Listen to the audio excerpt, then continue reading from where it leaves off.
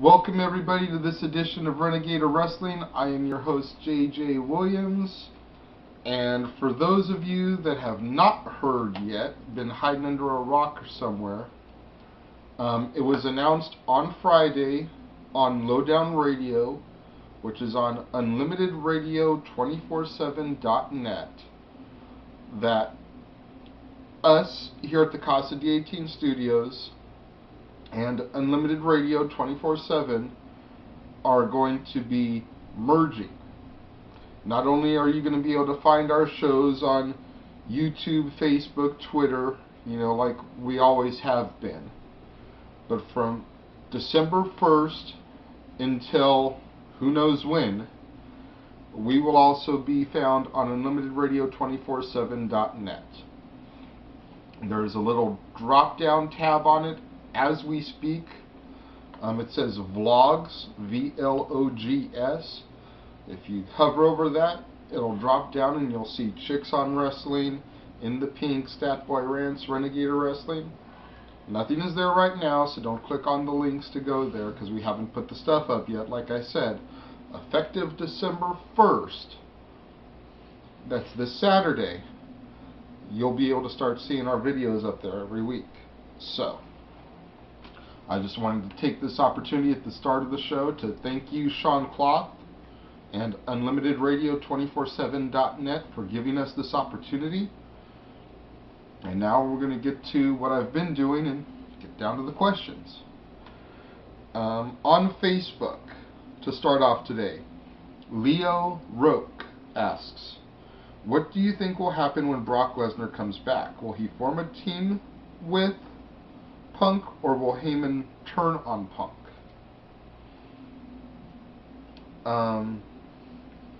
Well, I don't see forming a team with Punk as a viable result as of right now because of the short-termness of Lesnar's contract.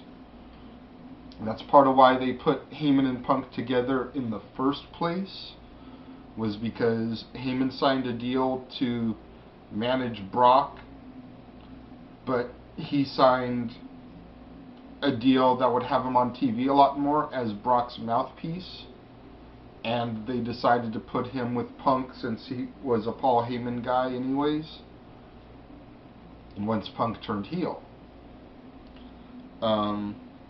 I don't think forming a tag team will work. Brock might turn on Punk, but that would either make Brock face, which, no, or it would make Punk face, which they just turned him heel. So I don't think they'd want to turn him face that quickly. I think your best bet is seeing kind of like a modern day Dangerous Alliance, where Brock is there when he can be according to the dates on his contract, and Punk is there on a nightly basis, both under the Heyman umbrella. Over on YouTube, Golden Eagle 407. What did you think about the Dark Side of Hulkamania gimmick Hogan had in the late '95 in WCW? Okay. It's taken me a while to answer this one because I needed to do my research on it. I was not watching back in '95. I didn't start watching until July, August of '98, so I completely missed this angle.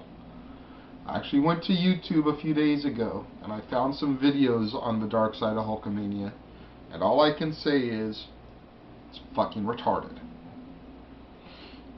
It is quite possibly the lamest thing I ever saw Hogan do, although the one thing I did notice is that it was a serious precursor to the NWO Hogan.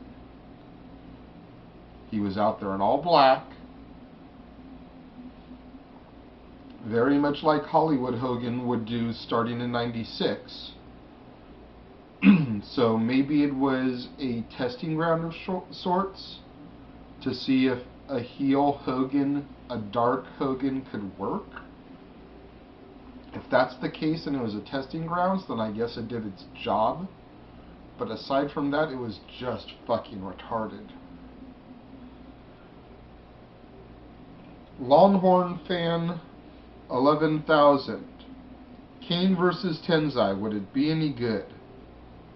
No. No. Scotty Mack, what will 2013 have in store for Scotland's Drew McIntyre and the English duo of Wade Barrett and Magnus? UK fan for life. Hopefully 2013 will have great things in store for at least Drew and Wade. Drew is starting to get a decent push again, being a member of the three-man band, along with Heath and Jinder Mahal. At least he's on television in a regular capacity again. Wade is going for the Intercontinental title, so that's going for him. Magnus, Magnus, unfortunately, I don't think is going to be as successful in 2013 because there's too many fish in the TNA pond right now. He's got a decent thing going with Joe, or he had a decent thing going with Joe, but where can that go any further, seriously?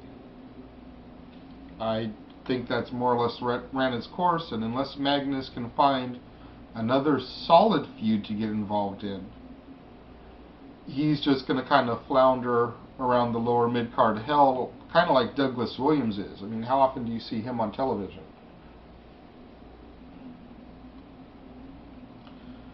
Red 56 Reigns on YouTube asks, "Hey JJ, I was wondering about this. Despite the fact that Ric Flair has left TNA to go to WWE, his profile is still on their webpage. So I was thinking maybe he is the leader of Aces and Eights, as he does have past issues with Hogan and Sting. Your thoughts?" You know, I never even contemplated Flair being a member of Aces and Eights because of the fact that he had left and been so vocal about how he wanted to come home to WWE at the Hall of Fame. But if Ric Flair is involved in Aces and Eights, it would be fucking genius. Because you're right, he does have a lot of past issues with Hogan and Sting. So it would be a very good idea to make him, if not the leader, at least a very high member on the Aces and Eights totem pole. I mean, you gotta figure, all we've gotten so far is the Sergeant at Arms and the Director of Chaos.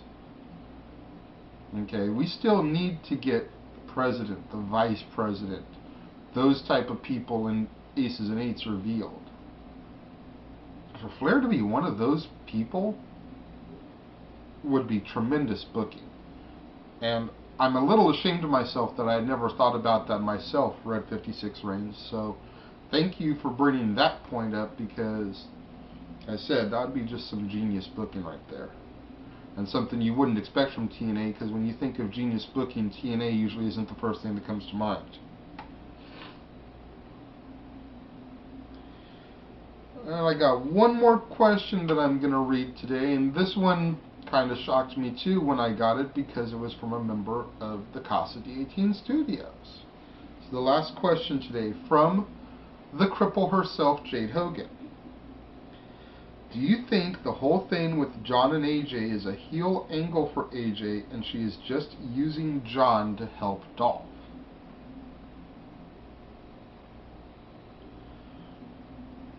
First of all, I've got to say, as soon as I saw this question, I had to feel her head. I love Jade, I love my sister, but, you know, go back and watch some of the episodes of the shows that she was doing with Jeff, and you could tell how little paying attention to the shows she really was. She was half-assing it for the sake of homework for you guys because she was being forced to. So, not trying to be mean, but for a question like this to come from her shows how much she actually is paying attention today. That's a very good point. You know, AJ kind of been walking a line lately with how she was messing with Punk, she was messing with Bryan, she was messing with Kane, having her hands in all kinds of different cookie jars. So for her to be having her hand in the John Cena cookie jar as a way to help Dolph Ziggler, especially now that Vicky is the interim general manager of Raw for all intents and purposes, and Dolph doesn't have Vicky by his side on a weekly basis anymore, is a very interesting proposition and an interesting scenario. I definitely think upon, since I sat down and thought about this, I do believe it could be a heel angle for AJ trying to help Dolph Ziggler. So I'm going to go ahead and agree with you there, unless something happens to prove me otherwise. I'm going to say, for the time being, yes, it very well could be a heel angle for AJ because the reasons I already stated. So, that's going to wrap it up for this Monday edition of Renegade Wrestling. Make sure you tune in tomorrow and check out In the Pink.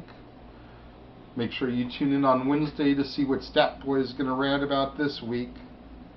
I know Thursday's In the Pink is going to be Thursday's Chicks on Wrestling is going to be a flip-flop from last week, and Beth is going to sit here and interview Jade.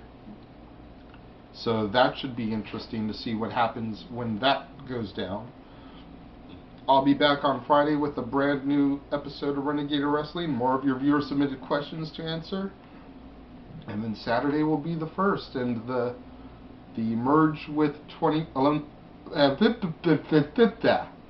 the merge with Unlimited Radio 247.net will be in full effect. So, until then, make sure you check out all the new shows right here on the Casa D18 Studios channel, and we will see you next time.